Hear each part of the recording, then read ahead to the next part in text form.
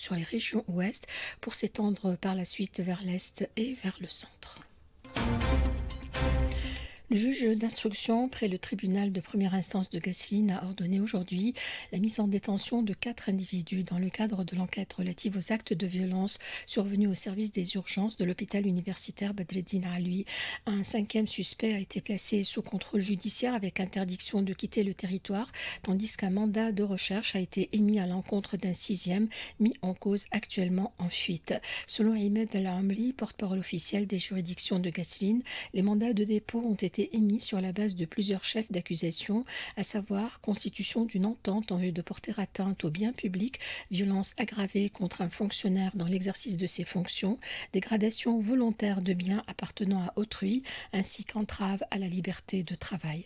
Les faits remontent à dimanche dernier, lorsqu'un groupe d'individus s'en est violemment pris au personnel médical et paramédical de l'établissement hospitalier suite au décès d'un jeune homme dans un accident de la route alors qu'il circulait à moto. L'agression s'est accompagnée de destructions matérielles importantes au sein du service des urgences, notamment la détérioration d'équipements médicaux. Les autorités judiciaires poursuivent leurs investigations afin d'identifier l'ensemble des responsabilités et de garantir que de tels actes ne demeurent pas sans suite. Le taux de réussite à l'examen du diplôme de fin de l'enseignement de base général, la 9e, a atteint 63,7% parmi 25 827 élèves ayant passé l'examen, dont 4 287 élèves qui ont été orientés vers les collèges pilotes. C'est ce qu'a annoncé le ministère de l'Éducation. L'Union générale tunisienne du travail a réclamé de nouvelles négociations urgentes dans le secteur public et la fonction publique, estimant que tout retard dans ces négociations équivaut à un refus des autorités d'engager un dialogue social et entrave les négociations sociales. Le GTT insiste sur la nécessité de mettre en œuvre les accords conclus, notamment ceux du 6 février 2021 et du 15 septembre 2022, de finaliser les négociations concernant les statuts de base des secteurs publics et privés et la révision des salaires. Le syndicat a également appelé à une révision du salaire minimum garanti afin de renforcer le pouvoir d'achat. À l'occasion de la 4e conférence des Nations Unies sur le financement du développement tenue à Séville du 30 juin à aujourd'hui, 3 juillet, la Tunisie a appelé à un changement profond des mécanismes de gestion de la dette et de coopération économique internationale. Présente à Séville, aux côtés de la chef du gouvernement, la ministre des Finances a porté la voix de la Tunisie lors des débats sur les défis de financement auxquels font face les pays à revenus faibles ou intermédiaires.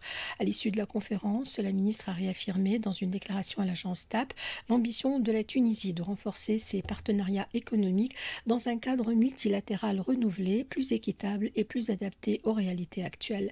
Le temps fort de la participation tunisienne s'est déroulé lors d'une table ronde de haut niveau consacrée à la dette souveraine et à sa soutenabilité. La ministre a insisté sur la nécessité de repenser l'architecture mondiale de la dette pour qu'elle devienne un véritable levier de développement et non plus un poids qui étouffe la croissance. Le président de la République a examiné lors d'une réunion avec la chef du gouvernement les résultats de sa participation à la 4e conférence internationale sur le financement du développement qui s'est tenue donc à Séville. Le chef de l'État s'est dit satisfait de cette participation, soulignant que la voix de la Tunisie est désormais entendue. Il a salué le choix de pays de miser avant tout sur ses propres capacités et de n'accepter que des partenariats fondés sur l'égalité et le respect mutuel, tout en diversifiant ses alliances dans le sens de ses intérêts et de la préservation de l'indépendance totale de ses décisions. Par ailleurs, le chef de l'État a donné ses instructions pour restructurer plusieurs institutions qui épuisent les ressources de la collectivité nationale. Il a insisté sur la nécessité de trouver des solutions radicales et nationales pour tous les secteurs sans hésiter à écarter ceux qui n'ont pas été à la hauteur de leurs responsabilités. Une nouvelle initiative alliant développement durable, coopération internationale et soutien aux pêcheurs artisanaux vient de voir le jour. Dans le golfe de Gabès, l'ambassade du Royaume-Uni en Tunisie lance un projet innovant visant à équiper des embarcations de pêche artisanale de moteurs électriques à énergie solaire.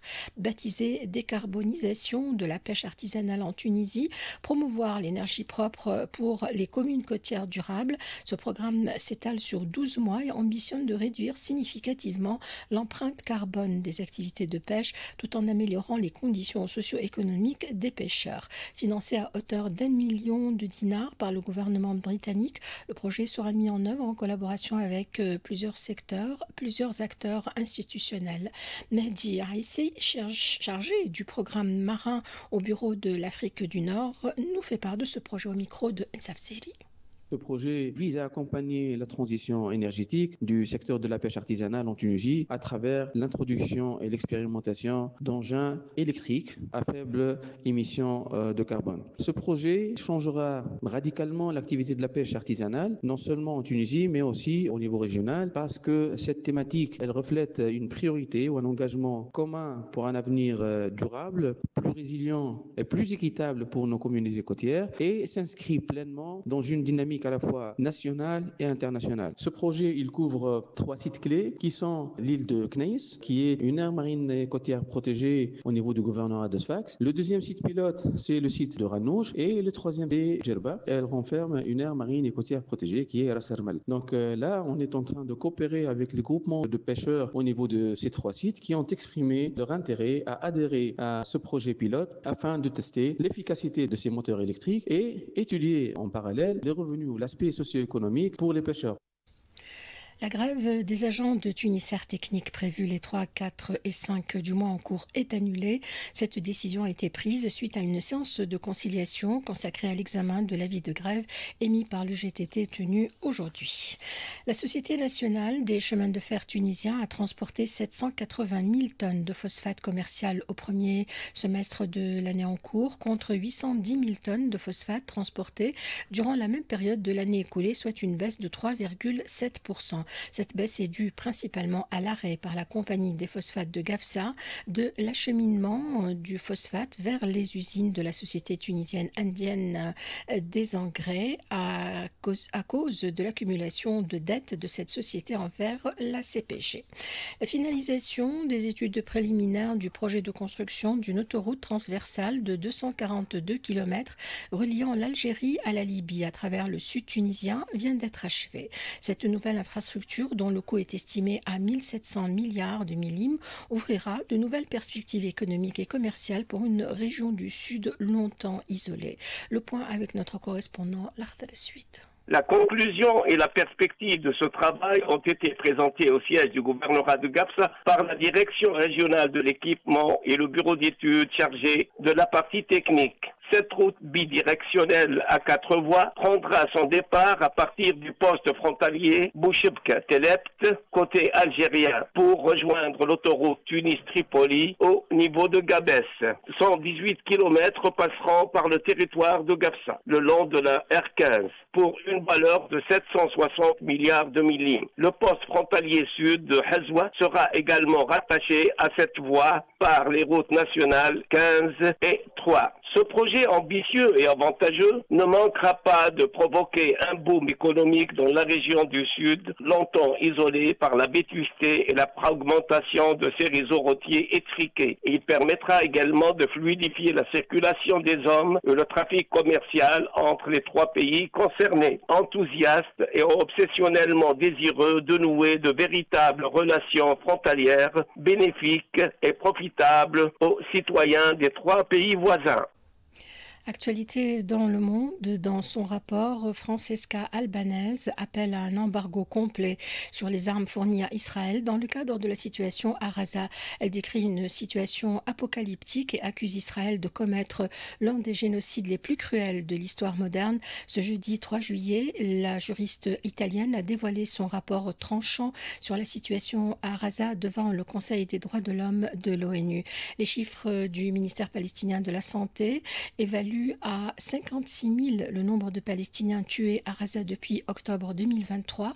À cela s'ajoutent 90% d'habitations qui ont été détruites ou endommagées sur le territoire selon l'ONU. Ce jeudi, des frappes israéliennes ont fait au moins 25 morts. 12 l'ont été dans une école abritant des déplacés, parmi lesquels une majorité d'enfants et de femmes. La décision de l'Iran de suspendre sa coopération avec l'Agence internationale de l'énergie atomique est préoccupante, a déclaré le porte-parole du secrétaire général de l'ONU qui appelle l'Iran ainsi que tous les autres pays à coopérer avec l'organe de surveillance nucléaire de l'ONU sur les questions nucléaires. Les athlètes tunisiens ont brillé dès le premier jour du Grand Prix international de para-athlétisme en République tchèque en raflant une médaille d'or et une autre en argent. La championne mondiale et paralympique Rawa Atlil a dominé l'épreuve du lancer du disque en décrochant l'or. Sa compatriote Fathia Maïmia a complété le succès tunisien en remportant l'argent. Prévision météo, des cellules orageuses accompagnées de pluie sont attendues ce soir sur les régions ouest, puis concerneront localement les régions du nord et du centre, seront parfois intenses avec des chutes locales de grêle, notamment sur les gouvernorats du Kef, de Seliana, de Gasserine et de Sidi Bouzid. Les quantités de pluie les plus importantes varieront entre 20 et 40 mm. Un vent fort atteignant temporairement les 60 km/h soufflera sous orage. Point final à ce journal. Quelques titres en rappel. Le GTT réclame des négociations urgentes dans le secteur public et la fonction publique. Le président de la République donne ses instructions pour restructurer les institutions qui épuisent les ressources de la collectivité nationale. La grève des agents de Tunisair Technique est annulée. Construction d'une autoroute reliant l'Algérie à la Libye, finalisation des études du projet. Frappe sur une école abritant des déplacés à Gaza, une majorité de femmes et d'enfants tués. Point final. Merci.